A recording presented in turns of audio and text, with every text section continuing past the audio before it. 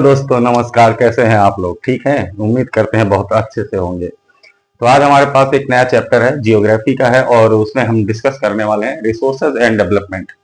तो resources and development क्या होता है वो आज हम पढ़ेंगे। तो टाइम को वेस्ट किए बिना जो है हम डायरेक्टली शुरू करते हैं। तो सबसे पहले समझेंगे कि रिसोर्सेज क्या होते हैं। ठीक है, रिसोर्सेज क्या होते हैं, ये रिसोर्सेज क्या है। तो दे हमारी नीड को, हमारी जरूरतों को कंप्लीट करती हो। ठीक है, प्लस उसमें क्या हो, प्लस उसकी यूटिलिटी हो प्लस जो है उसकी वैल्यू हो। ठीक है, क्या हो, यूटिलिटी हो, वैल्यू हो। तो इन्हीं को ही हम क्या बोलते हैं, रिसोर्स बोलते हैं। ठीक है, रिसोर्सेस कहा जाता है इनको। ये क्या हो गया, रिसोर्सेस। एक बार फिर से समझिएगा कि दे नीड और दे कंप्लीट आवर नीड। जो हमारी जो है हमारे जो है नीड को कंप्लीट करते हो, जो हमारी नीड को कंप्लीट करते हो, प्लस जिनमें यूटिलिटी हो और वैल्यू हो। ठीक है। अगर आपको कुछ भी नहीं आ रहा है, अगर आप कुछ भी याद नहीं कर पा रहे हो, तो ऐसे बोलो बिल्कुल सिंपल कि वो सभी चीजें जो हमारे एनवायरमेंट में है, वो सभी चीजें जो हमारी जरूरतों को पूरा करे, प्लस उसमें जो है यूटिलिटी हो, प्लस उसमें वैल्यू हो। क्या हो, यूटिलिटी हो और वैल्यू हो, उसी को हम जो है रिसोर्सेस कहते हैं। ठीक है, जैसे मान लीजिए एक फैन है, तो फैन की क्या है, यूटिलिटी भी है, वो आपको हवा देता है, प्लस उसकी वैल्यू है, कहीं ना कहीं उसकी कीमत है।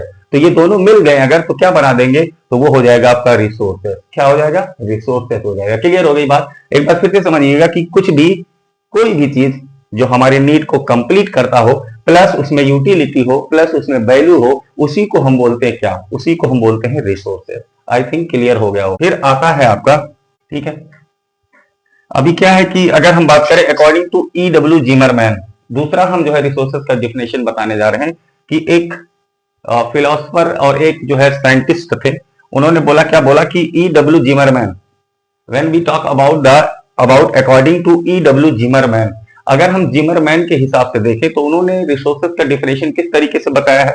उन्होंने कहा कि resources are not they become. ठीक है, मतलब इसका क्या है कि रिसोर्सेस होते नहीं है। उन्होंने क्या कहा, मैं नहीं कह रहा हूं, ये E.W. जिमरमैन ने कहा। क्या कहा कि रिसोर्सेस आर नॉट, रिसोर्सेस होते नहीं है, दे बिकम, वो बनते हैं। कैसे बनते हैं, मान लीजिए कोई ह्यूमन है, ठीक है, ह्यूमन है, और उसने क्या किया, उसने अपना एफर्ट्स अपना स्किल, ठीक है, अपने टेक्नोलॉजी का अगर यूज कर दे रहा है ना, तो वो क्या बन जाएगा, रिसोर्स बन जाएगा, वो रिसोर्स बन जाएगा। ठीक है, तो वो रिसोर्सेज में कन्वर्ट हो जाएगा। एक बार फिर से समझिएगा कि E.W. जिमरमैन ने क्या कहा कि resources are not they become, resources are not but they become. कैसे बिकम, यानी कि जब कोई ह्यूमन बींग्स जो है, आदमी अपने एफर्ट्स, स्किल्स और टेक्नोलॉजी का इस्तेमाल करता है ना किसी भी चीज में, तो वो रिसोर्स बन जाता है। ठीक है, तो ये क्लियर हो गया। ये कौन बोला, ये बोले हैं E.W. जिमरमैन। E.W. जिमरमैन के अकॉर्डिंग क्या है कि कोई भी ह्यूमन बींग किसी भी चीज में जब अपना स्किल, एफर्ट या टेक्नोलॉजी का यूज कर देता है ना, तो क्या बन जाता है, वो रिसोर्स बन जाता है। क्लियर हो गई इतनी बात? ओके, तो अभी तक हमने दो जो है डेफिनेशन रिसोर्सेज का मतलब समझ लिया है। तीसरा समझते हैं, ठीक है, तीसरा समझते हैं टेक्निकल डिफिनेशन। ठीक है, क्या है technical definition, in our environment, हमारे जो है इन्वायरमेंट में। ओके, ठीक है, तो क्या है कि अगर हम बात करें टेक्निकल डिफिनेशन की, इन आवर इन्वायरमेंट, हमारे इन्वायरमेंट में जो है अगर कोई भी चीज टेक्नोलॉजिकली एक्सेसिबल है, ठीक है, टेक्नोलॉजिकली एक्सेसिबल है, यानी कि हमारे तकनीकी रूप से हमारे पहुंच में है। ठीक है, कि कोई अगर रिसोर्स है या हम उसको रिसोर्स बनाना चाहते हैं और वो टेक्निकली हम उसको बना ले जाएं, यानी कि हमारे पास वो टेक्नोलॉजी हो ताकि हम उसको रिसोर्स में कन्वर्ट कर ले जाएं। ठीक है, इकोनॉमिकली फिजिबल हो, यानी कि जो है हमारे आर्थिक जो है घेरे में वो आ जाए, यानी कि हम उसको जो है इकोनॉमिकली अडॉप्ट कर ले जाए, हमारे पास पैसा इतना हो कि हम उसको खरीद सकें। दूसरी बात क्या है, कल्चरली जो है वो एक्सेप्टेबल हो, यानी कि उसको हमारे कल्चर के अकॉर्डिंग जो है एक्सेप्ट किया जा सके, उसे क्या बोलते हैं, उसे भी रिसोर्स बोला जाता है। तो इनको भी क्या बोलेंगे, रिसोर्सेस कहा जाएगा। ठीक है, रिसोर्सेस बोला जाएगा। एक बार फिर से मैं बोल दूं कि अगर हम टेक्निकल डिफिनेशन की बात करें तो हमारे एनवायरमेंट में कोई भी चीज जो टेक्नोलॉजिकली एक्सेसिबल हो, दूसरी बात क्या है, इकोनॉमिकली जो है फिजिबल हो, तीसरी बात क्या है कि कल्चरली एक्सेप्टेबल हो, उसको हम क्या बोलेंगे, उसको हम रिसोर्स बोलते हैं। ठीक है, इतनी बात क्लियर हो गई। ओके, ठीक है। तो रिसोर्सेज डेवलपमेंट क्या होता है? रिसोर्सेज डेवलपमेंट में आरडी जिसको मैंने बोला है, resources development is the process in which we use of our technology skills and knowledge. ठीक है, इनका हम इस्तेमाल करते हैं। रिसोर्सेज डेवलपमेंट क्या है? अगर आपसे कोई पूछ रहा है कि भैया रिसोर्सेज डेवलपमेंट क्या है, तो उसको सिंपल तरीके से बताइए कि resources development is the process in which we use of our technology, जिसमें हम अपने टेक्नोलॉजी का इस्तेमाल करें, स्किल का जो है यूज कर दें और नॉलेज का यूज कर दें। ठीक है, किसका यूज? नॉलेज का। ठीक है, and convert into valuable things. मतलब इसको अगर हम इन शॉर्ट कहें कि भैया आप जो है टेक्नोलॉजी का इस्तेमाल कर लो, फिर उसके बाद जो है अपने स्किल का यूज करिए, आप फिर अपने नॉलेज का यूज करिए। ठीक है, और इनको कन्वर्ट कर दीजिए किसमें? कन्वर्ट कर दीजिए किसमें? एक वैल्यूएबल थिंग्स में, वैल्यूएबल प्रोडक्ट में। ठीक है, प्रोडक्ट मैंने लिख दिया है। तो एक बार यहां से नीचे समझिए कि टेक्नोलॉजी स्किल्स या नॉलेज, जब कोई भी व्यक्ति किसी भी चीज में टेक्नोलॉजी स्किल या नॉलेज लगा करके उसको कन्वर्ट कर देता है और एक वैल्यूएबल प्रोडक्ट बना देता है ना, तो उसे बोलते हैं क्या? रिसोर्स डेवलपमेंट या रिसोर्सेज डेवलपमेंट कहा जाता है। ठीक है, जैसे मान लीजिए आपके पास आयरन है। ठीक है, आयरन को जोड़ करके इधर उधर अपना जो है क्या टेक्नोलॉजी स्किल और नॉलेज को लगा करके आपने क्या बनाया? आपने उसको फैन बना दिया। तो वही लोहा जो 200 रुपए का बिकने वाला था, अब वो 1000 रुपए का बिकेगा। चीजें वही है, सारी सब कुछ वही है, लेकिन क्या हो गया उसमें एक चेंजेस आ गया, वो कन्वर्ट हो गया। तो कन्वर्ट हो गया तो एक वैल्यूएबल प्रोडक्ट में बदल गया, और जब वैल्यूएबल प्रोडक्ट में बढ़ गया तो यानी कि उसका वैल्यू बढ़ गया, और जब वैल्यू बढ़ जाता है ना, तो उसको बोलते हैं क्या? रिसोर्सेज डेवलपमेंट, यानी कि संसाधनों का विकास बोला जाता है। जैसे मान लीजिए कि आपके पास सिल्वर है, आपने माइनिंग किया, आपके पास सिल्वर है, और सिल्वर ऐसे ही नॉर्मली आपके पास है, लेकिन आपने उस सिल्वर का यूज किया टेक्नोलॉजिकली, जो है आपने यूज किया, उसमें लगा दिया, और उसके बाद जो है उसमें स्किल का जो है आपने यूज किया, आपने नॉलेज उसमें लगा दिया, तो क्या होगा? कहीं ना कहीं वो एक ऐसे बेहतरीन और फाइन जो है प्रोडक्ट में बदल जाएगा जिसकी वैल्यू बढ़ जाएगी, और जब वैल्यू बढ़ जाएगी उसी को रिसोर्सेज डेवलपमेंट कहते हैं। इतनी ही बात नहीं होती है, इसके साथ साथ जो है आपको एक और बात है, मैं लिख नहीं रहा हूं, बता दे रहा हूं कि आपको सबसे ज्यादा जो है यूज नहीं करना है। यूज का मतलब आप यूज करिए, रिसोर्सेज का यूज करिए, लेकिन आप जो है उसका इतना ज्यादा यूज मत करिए कि लोगों के लिए वो मुश्किल बन जाए। पहली चीज। दूसरी चीज क्या होता है कि इसमें हमें रिसोर्सेज को कंजर्व करना होता है, यानी कि बचाना होता है अपने फ्यूचर के लिए, अपने जो है फ्यूचर जनरेशन के लिए, तब जाकर के हम उसको क्या बोलते हैं? रिसोर्सेज डेवलपमेंट बोलते हैं। इन शॉर्ट अगर मैं बोलूं, आपसे पूछा जाए कि रिसोर्सेज डेवलपमेंट क्या है, शॉर्ट टर्म में बताइए, तो आपको सीधे बता देना है कि किसी भी चीज में, किसी भी प्रोडक्ट में या रिसोर्सेज में, किसी भी रिसोर्स में जब हम अपना स्किल, नॉलेज और टेक्नोलॉजी का यूज करके उसको एक बेहतरीन प्रोडक्ट में या रिसोर्स में बदल देते हैं, उसकी वैल्यू को बढ़ा देते हैं, तो उसे रिसोर्सेज डेवलपमेंट कहा जाता है। प्लस हमें जो है एक्स्ट्रा, यानी कि जरूरत से ज्यादा ओवर यूज नहीं करना है। प्लस दूसरी बात क्या आपको बोलना है कि हमें उन्हें कंजर्व करना है अपने फ्यूचर जनरेशन के लिए। अगर ये प्रोसेस हम कर रहे हैं तो इसी को रिसोर्सेज डेवलपमेंट कहा जाता है। आई थिंक आपको क्लियर हो गया होगा। अच्छा, इसमें अगर मैं एग्जाम्पल की बात करूं, एग्जाम्पल की, तो आपने क्या ले लिया? आपने मान लिया Fe का मतलब आयरन या फिर ओर्स है। ठीक है, इनका यूज करके आपने या कुछ उसमें आपने मिला दिया और एक बेहतरीन स्टील बना दिया, तो जाहिर सी बात है, आप बताइए मुझे कि आपके पास जो है टूटा फूटा लोहा हो और आपने उसमें कुछ चीजें मिला करके उसका जो है फिर से बेहतरीन तरीके से यूज करके, थोड़ा सा स्किल लगा करके, नॉलेज लगा करके उसको आपने किस में बदल दिया? स्टील में बदल दिया। जाहिर सी बात है, स्टील जो है महंगा होगा। तो ये बताइए, इस रिसोर्स ये भी थे, लेकिन इनकी वैल्यू बढ़ गई कि नहीं? और जब वैल्यू बढ़ गया, इनकी वैल्यू बढ़ गई, तो जाहिर सी बात है हम उसको क्या बोलेंगे? उसे रिसोर्सेज डेवलपमेंट बोलते हैं। क्लियर हो गई इतनी बात? लेकिन आपको ओवर यूज प्लस कंजर्वेशन जरूर कहना है। ठीक है, ओके। अब हम बात करेंगे टाइप्स ऑफ रिसोर्सेज। बेसिकली जो है रिसोर्सेज 3 टाइप्स का होता है। पहला हो गया आपका नेचुरल रिसोर्सेज, ठीक है। ह्यूमन मेड रिसोर्सेज हो गया, ठीक है। तीसरा होता है, ठीक है, ये रिसोर्सेस है। एक बार फिर से समझिए कि आपसे पूछा है टाइप्स ऑफ रिसोर्सेस क्या है, तो सबसे पहले नेचुरल रिसोर्सेस हो गया, जो टोटली नेचर से रिलेटेड होगा। ठीक है, इसमें जो है बायोटिक और एबायोटिक दोनों आता है, अभी हम डिस्कस आगे कर रहे हैं, लेकिन समझिए कि नेचुरल रिसोर्सेस का मतलब क्या हो जाएगा? जो सीधे सीधे नेचर से रिलेटेड हो। दूसरा होता है एचएमआर का मतलब होता है ह्यूमन मेड रिसोर्सेस। ठीक है, हम रॉ मटेरियल का यूज करके या नेचर से कोई चीज लेकर के उसको दूसरे प्रोडक्ट में कन्वर्ट कर दें या दूसरे रिसोर्सेस में कन्वर्ट कर दें, यानी कि जो स्पेशली हमारे द्वारा, ह्यूमन बींग्स के द्वारा बनाया जाता हो, उसे ह्यूमन मेड रिसोर्सेस कहते हैं। ठीक है, इसको भी हम अभी आगे चल करके डिस्कस करेंगे अच्छे से। फिर आता है ह्यूमन रिसोर्सेस। तो ह्यूमन रिसोर्सेस क्या होते हैं? जो हम अपने स्किल्स का यूज करते हैं, टेक्नोलॉजी का यूज करते हैं, जो हमारी नॉलेज है, इनको मिला करके हम जो नया एक रिसोर्स बनाते हैं, उसे बोलते हैं क्या? उसे बोलते हैं ह्यूमन रिसोर्स, है ना। एग्जाम्पल के लिए जैसे कोई टीचर हो गया, टीचर भी किस में आ जाता है? टीचर भी ह्यूमन रिसोर्स में आ जाता है। क्यों? क्योंकि वो कहीं ना कहीं नॉलेज को डिस्ट्रीब्यूट कर रहा है, किसके बीच में? बच्चों के बीच में। ठीक है, तो ये इसका डिस्कस करेंगे, लेकिन इसको हम जो है बाद में आगे टर्म में जो है डिस्कस करने वाले हैं। क्यों? क्योंकि अभी इसके हम on the basis of classification के हिसाब से हम जो है रिसोर्सेस को डिस्ट्रीब्यूट करेंगे। ठीक, ओके। क्लासिफिकेशन ऑफ रिसोर्सेस, पहले सबसे इसमें आता है on the basis of origin. ठीक है, on the basis of origin. Origin का मतलब होता है उत्पत्ति के आधार से।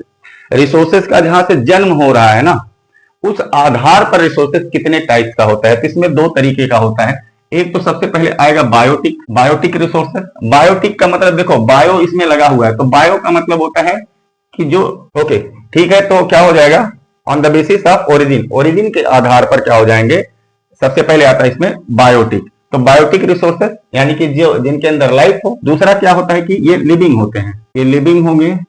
ये कहां पाए जाएंगे? ये कहां से रिलेटेड होंगे? बायोस्फीयर से। बायोस्फीयर, ये सारे के सारे क्या हैं? ये बायोटिक रिसोर्सेस में आ जाएंगे। बायोटिक रिसोर्सेस एक बार फिर से समझिएगा कि जिनके अंदर लाइफ हो, तो इनकी सबसे पहली जो है इनका पहला स्पेशलाइजेशन क्या है? लिविंग हो गए। ये कहां से रिलेटेड होंगे? बायोस्फीयर से रिलेटेड होंगे। ये किस लिए इनका यूज कर सकते हैं, या हम कह सकते हैं कि बायोटिक रिसोर्सेस जो है वो किस तरीके से हमें क्या चीजें यूज में देते हैं? तो फूड या फिर ऑक्सीजन, ये सब सारी चीजें हमें बायोटिक से मिलती हैं या बायोटिक रिसोर्सेस से मिलते हैं। अगला अगर हम एग्जांपल ले लें तो इसमें आ जाएगा प्लांट्स, एनिमल्स या फिर ह्यूमंस। ये सारे के सारे क्या होते हैं? बायोटिक रिसोर्सेज में आ जाते हैं। ठीक है, यानी कि जिनके अंदर लाइफ होगा, जिनके अंदर एक लाइफ का ड्यूरेशन होगा, उसे हम कहां रखते हैं? उसे हम बायोटिक रिसोर्सेज में रखते हैं। नेक्स्ट आता है आपका एबायोटिक। ए का मतलब होता है एब्सेंट, ठीक है, और बायो का मतलब लाइफ। तो ये क्या हो जाएंगे? ये नॉन लिविंग हो जाएंगे। पहली बात, इनका ये कहां पाए जाते हैं, या इनकी उत्पत्ति या ओरिजिनेशन कहां से हो सकता है? तो वो हो जाएगा आपका एटमॉस्फेयर। ठीक है, हाइड्रो भी हो जाएगा, हाइड्रोस्फेयर, प्लस जो है आपका लिथोस्फेयर। तो मैंने यहां लिख दिया है एटमॉस्फेयर, हाइड्रोस्फेयर और लिथोस्फेयर, ये यहां से मिल सकते हैं। ठीक है, इसमें इसका एग्जांपल अगर हम ले लें तो जैसे रॉक्स हो गए, ठीक है, मिनरल्स हो गए, ये सारे के सारे क्या है? ये सारे के सारे आपके एबायोटिक रिसोर्सेस में आ जाएंगे। क्लियर हो गया? एबायोटिक का मतलब नॉन लिविंग होंगे। फिर इनका ये कहां से मिल सकते हैं? एटमॉस्फेयर से, हाइड्रोस्फेयर से, लिथोस्फेयर से। लेकिन ये कहां से मिल रहे हैं? ये बायोस्फेयर से मिल रहे हैं। ठीक है, अब इनका रिलेशन क्या है? बायोस्फेयर का मतलब क्या? बायो का मतलब लाइफ, स्फेयर का मतलब होता है ग्रुप या मंडल। तो जो जैव मंडल में मिले यानी कि बायोस्फेयर में, वो बायोटिक। इन तीनों जगहों पर जो मिले वो एबायोटिक। ठीक है, कौन? जैसे रॉक्स हो गए या फिर मिनरल्स हो गया, मेटल्स वगैरह हो गए, ये सारी चीजें किस में आ जाएंगी? ये बायोटिक में आ जाएगा। ओके, अभी जो आता है बेस्ड ऑन एग्जॉस्टिबिलिटी। ठीक है, तो बेस्ड ऑन एग्जॉस्टिबिलिटी का मतलब होता है कि समापन के आधार पे। बेस्ड ऑन एग्जॉस्टिबिलिटी का मतलब होता है समापन के आधार पर, कि मतलब कौन समाप्त हो सकता है, कौन नहीं हो सकता है, अगर हो रहा है तो फिर हम उसको कैसे ले आएंगे अपने यूज में। ये सारी चीजें एग्जॉस्टिबिलिटी में या एग्जॉस्टिबिलिटी से रिलेटेड होती हैं। ठीक है, तो पहले इसमें आता है रिन्यूएबल रिसोर्सेस। ठीक है तो इसमें जो होता है बेटा ना, रिन्यूएबल रिसोर्सेस में इसको हम बोल सकते हैं कैन बी, ठीक है, can be replenished bye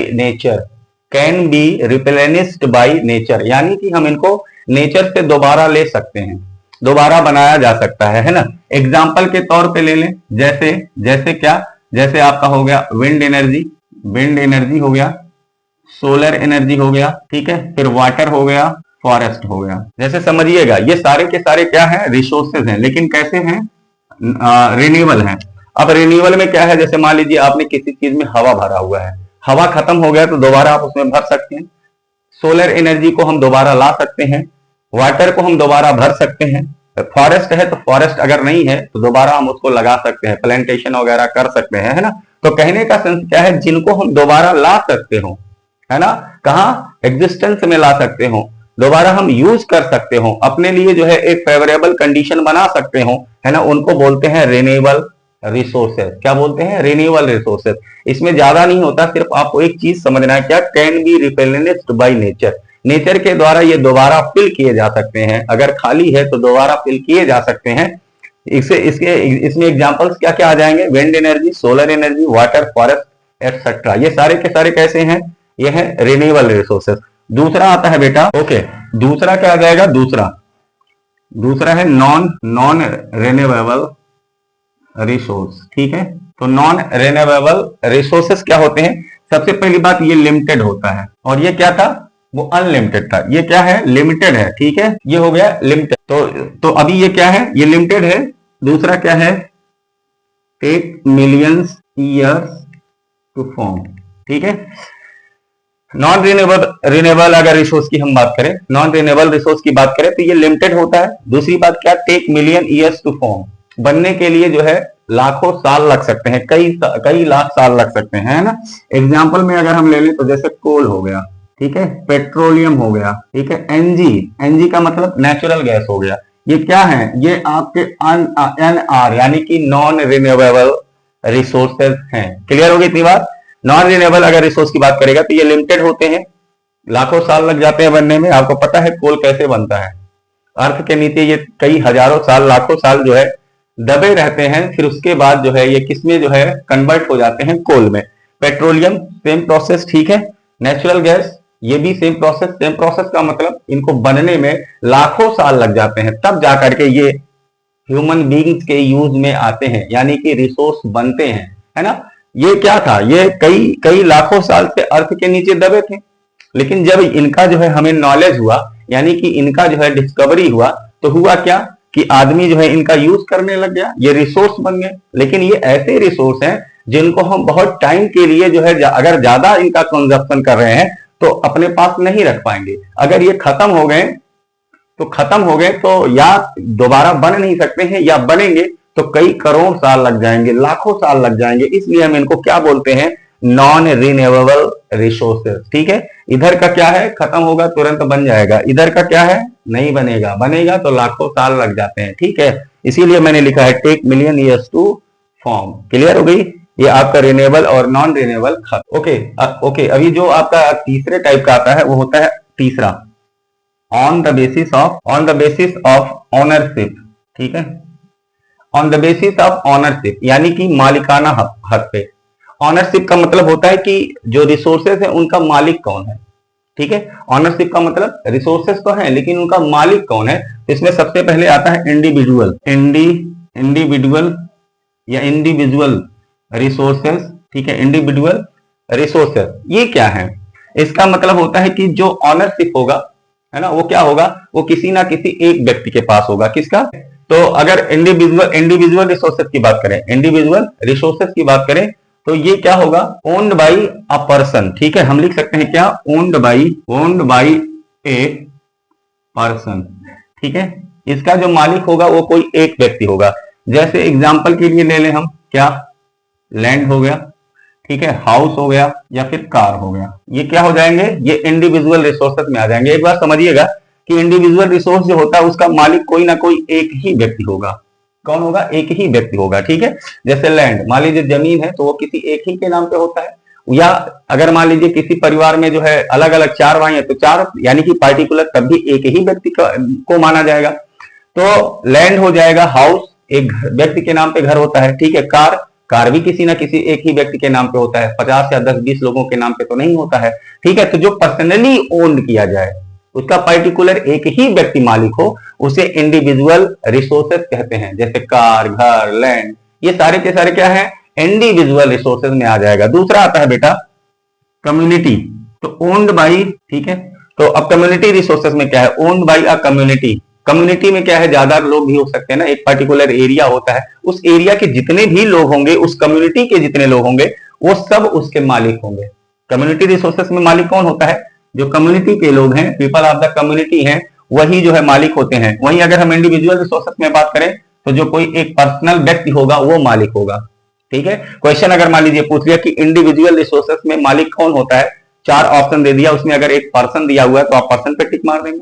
community अगर रिसोर्सेज की बात हो गई है और उसमें कह रहा है कि कौन किसके ओनरशिप में आता है, तो आप कम्युनिटी है तो कम्युनिटी पे मार देंगे, ठीक है। इसलिए मैंने लिख दिया क्या, ओन बाय अ कम्युनिटी, एक कम्युनिटी के द्वारा ओन किया जाता है ना, ठीक है। तो कम्युनिटी रिसोर्सेज में क्या आ जाएगा, own by a community. Example ले लें हम, अगर एग्जाम्पल तो इसमें आ जाएगा जैसे पार्क हो गया, ठीक है, प्लेग्राउंड हो गया, ठीक है, पब्लिक वेल्स हो गए, ये सारी चीजें। अब आपने देखा होगा कि कोई पार्क हो तो उस पर्टिकुलर एरिया के लोग ही जो है उस पार्क में जाते हैं, प्लेग्राउंड है तो पर्टिकुलर एरिया के लोग ही जाएंगे, पब्लिक वेल्स है अगर तो वहां पर भी जो है कौन, एक पर्टिकुलर एरिया के लोग यानी कि कम्युनिटी के लोग ही वहां जाएंगे। तो इस तरीके के जो रिसोर्सेस होते हैं, अगर आपसे on the basis of ownership पूछ रहा है तो ये किस में चले जाएंगे, ये चले जाएंगे कम्युनिटी रिसोर्सेस में। किस में चले जाएंगे, कम्युनिटी रिसोर्सेस में चले जाएंगे, ठीक है। जिसमें क्या होता है, ओन बाय अ कम्युनिटी, एक कम्युनिटी ही ओन करती है, ठीक है।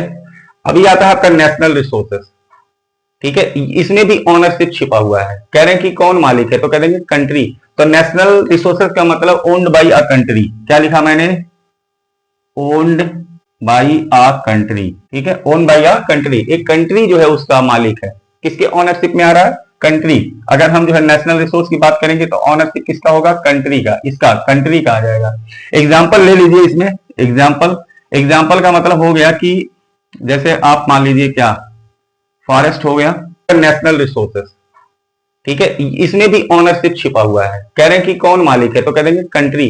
तो नेशनल रिसोर्सेस का मतलब ओन्ड बाय अ कंट्री, क्या लिखा मैंने, ओन्ड बाय अ कंट्री, ठीक है, ओन बाय अ कंट्री, एक कंट्री जो है उसका मालिक है। किसके ओनरशिप में आ रहा है, कंट्री। अगर हम जो है नेशनल रिसोर्स की बात करेंगे तो ओनरशिप किसका होगा, कंट्री का, इसका कंट्री का आ जाएगा। एग्जाम्पल ले लीजिए इसमें, एग्जाम्पल का मतलब हो गया कि जैसे आप मान लीजिए क्या, फॉरेस्ट हो गया, ठीक है, फिर आपका रिवर्स हो जाएंगे, ठीक है, फिर आपका हो जाएगा रेलवे, ठीक है। तो फॉरेस्ट, रिवर्स, रेलवे, जो पूरे कंट्री, जो यानी कि आप कह सकते हो कि जो सेंट्रल गवर्नमेंट के अंडर में आ जाए या जो कंट्री के अंडर में आ जाए, वो किस में आ जाएगा, नेशनल रिसोर्स में आ जाएगा। किसमें, नेशनल रिसोर्स में आ जाएगा। Forest, reverse, railway. यहां रिवर्स में कुछ कंफ्यूजन होता है, मैं समझा दूं। जैसे बहुत सारी नदियां होती हैं, वो एक कंट्री से होते हुए कई कंट्री में जाती हैं, तो जो हमारी कंट्री को छोड़ करके और किसी कंट्री में जा रही है तो वहां का मालिकाना हक अलग हो जाएगा, लेकिन जो हमारे कंट्री में बह रही है वो किसके अंडर में आ जाएगी, वो आ जाएगी नेशनल रिसोर्सेज, है ना। जैसे नील नदी की बात करें तो वो कई देशों में जाता है, तो सब जगह पर तो जो है एक ही कंट्री का तो वहां पर जो है ओनरशिप में नहीं आएगा, वो अलग अलग में आ जाएगा। तो ये विशेष ध्यान देने वाली बातें हैं कि ये बात कर रहा है किसका, एक पार्टिकुलर कंट्री की बात कर रहा है, ठीक है। कंट्री के अंदर ही रिवर्स होती है, तो अगर उसका जो डायरेक्शन है पूरा कंट्री में ही चारों तरफ उसका ड्रेनेज फैला हुआ है, तो हम बात करेंगे किसमें, नेशनल रिसोर्सेस में। एक बार फिर से समझिएगा, नेशनल रिसोर्सेस का मतलब ओन्ड बाय कंट्री हो गया, ठीक है। कंट्री ही जो है वहां पूरा बॉस है ना, यानी कि उसी के अंडर में ही सारी चीजें आ जाएंगी। कौन कौन सी, जो कंट्री के लेवल पे है, फॉरेस्ट हो गया, रिवर्स हो गया, रेलवे हो गया, तो इसको बोलते हैं नेशनल रिसोर्सेस। पांचवा होता है बेटा इंटरनेशनल।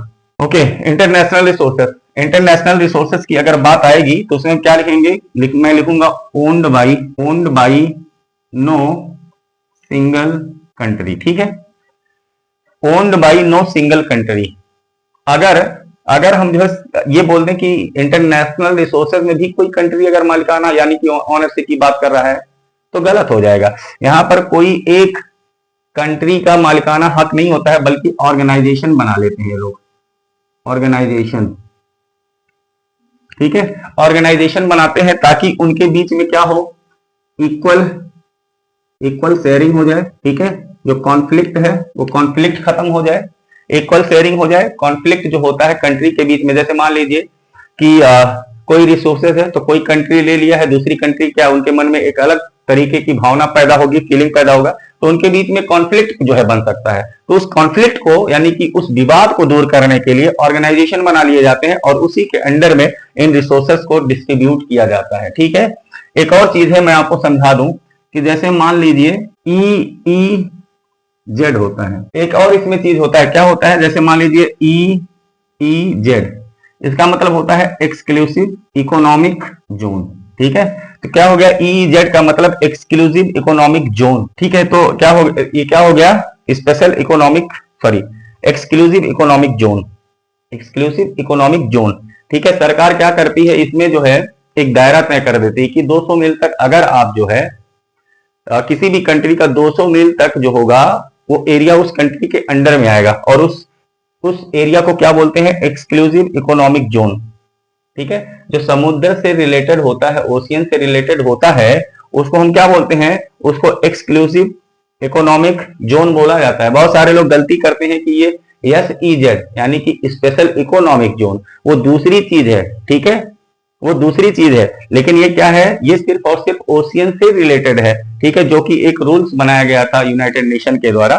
ठीक है, तो इसमें 200 मील तक जो है आपका मालिकाना हक होगा, लेकिन उससे बाहर आप जाएंगे, उससे आगे जाएंगे ना, तो सीधे सीधे किसके अंडर में आ जाएगा, किसी एक पार्टिकुलर कंट्री के अंडर में नहीं आएगा। अगर आएगा तो वो एक ऑर्गेनाइजेशन के अंडर में आ जाएगा।